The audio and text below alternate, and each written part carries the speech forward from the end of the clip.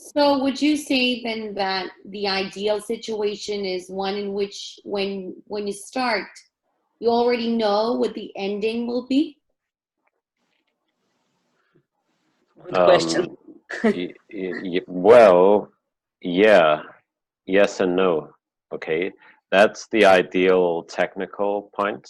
Yeah, but writing fiction is not just a technical practice.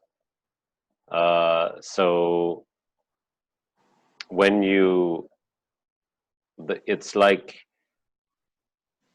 the best in my from my point of view, and this is a good question, Jana. So the the best way you can go as a writer is if you have very good technique and good discipline. You continue along the path, as a warrior, and just do the stuff you need to do and follow the formulas you need to follow.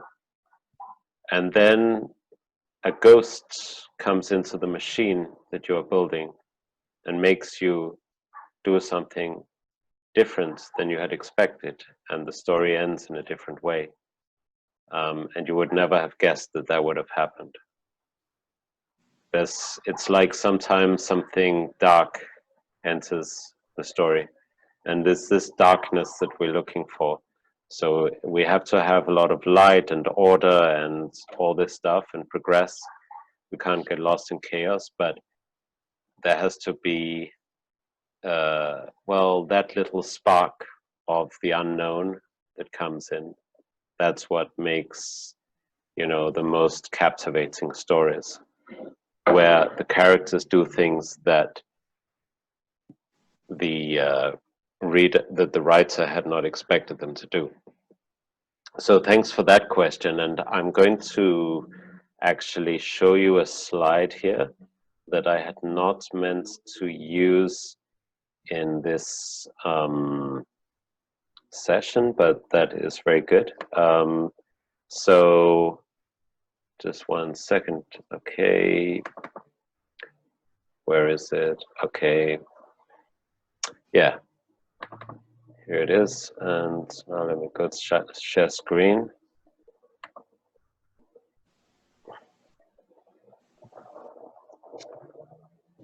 Okay, it's not showing me all windows. Oh, there it is. Okay, good. So you see this? Known and unknown. So the known is the yang, the unknown is the yin. Okay, I have to collapse this window with your Jordan face. Peterson. Yeah. Yes, Jordan Peterson. So Jordan Peterson is very much into chaos and order, right? And it's very interesting. Yeah, so you guys know about Jordan Peterson. Yeah.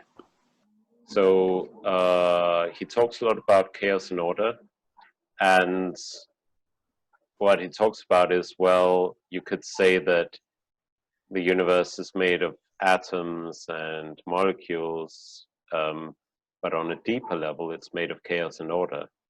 And this is what our brains are wired for. So this is, again, when we're writing, this is extremely important to realize, because it's important to realize the neurological processes of human beings, because that's your readers, right? And that is how their realities are created. So here we have the known, the yang, which is the white, the light.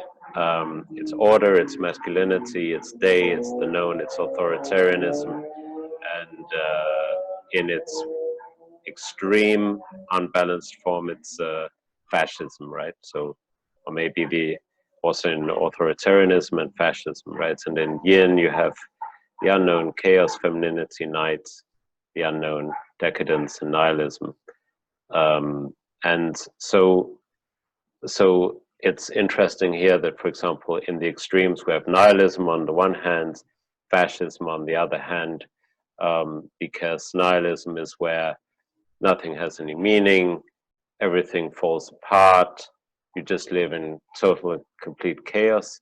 And on the other hand, fascism is where everything is ordered, and it's ordered to such a degree that we don't allow anything new to come in.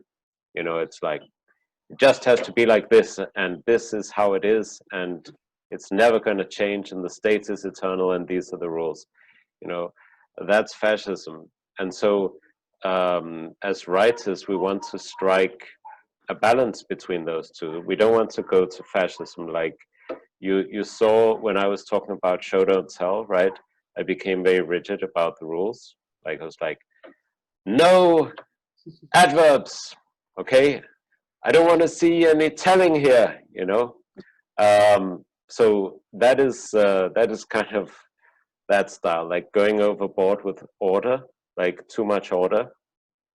If you're like, I already know everything that's happening in the story, I know what I want to say, and a story like that will generally be a story where there's a morale, right? Where there's a moral to the story.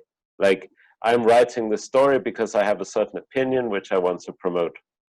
And this is a story that has very little or no like life to it, because I just put it in as this kind of structure, and I want to draw a certain preconceived conclusion, and I want everybody to agree with me, right? Like propaganda in a way. Yeah, like propaganda.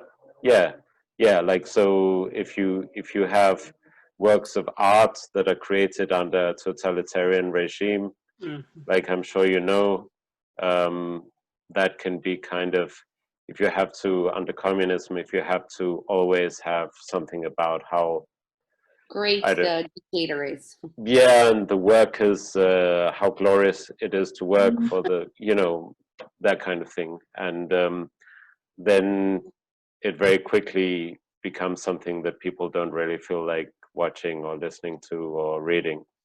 But you have to have that unknown thing, and you have to have that chaos element in. But also, this course is mostly on the order side. So the reason for that, okay, so in this course, we're mostly focusing on order. We're mostly focusing on the structure we can bring to things. Why do you think this is? Why am I mostly focusing on order here when I said that we need to strike a perfect balance between chaos and order? I find that general with all art forms, you kind of need to know the conventions before you can break them. Is it connected to that? Yes, it is. And furthermore, it's also because you already have a lot of chaos inside yourself. Right? We're women, all women here. Right, exactly, because you're women. Me, on the other hand, it's all order. You're all about order. Yeah, You're dictator. I'm just order. Yeah.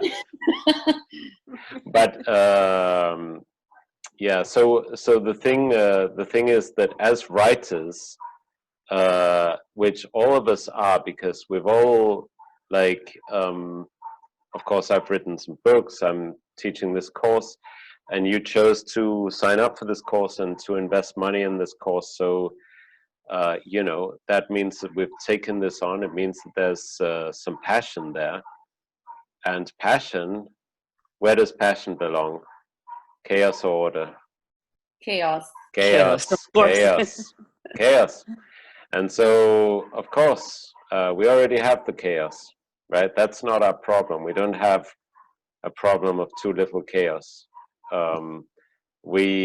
If you want to write, or you want to produce works of art, then you are an artist. You're an artist. There's already a lot of chaos in your life. So that's why I'm choosing to balance this. I'm choosing to balance this in this course to help you to put some order into your chaos, because chaos is absolutely fundamental to art. But what we can do on the technical side is add some order to it. And so when we add some order to it, it can help us finish in a good way and with a solid structure.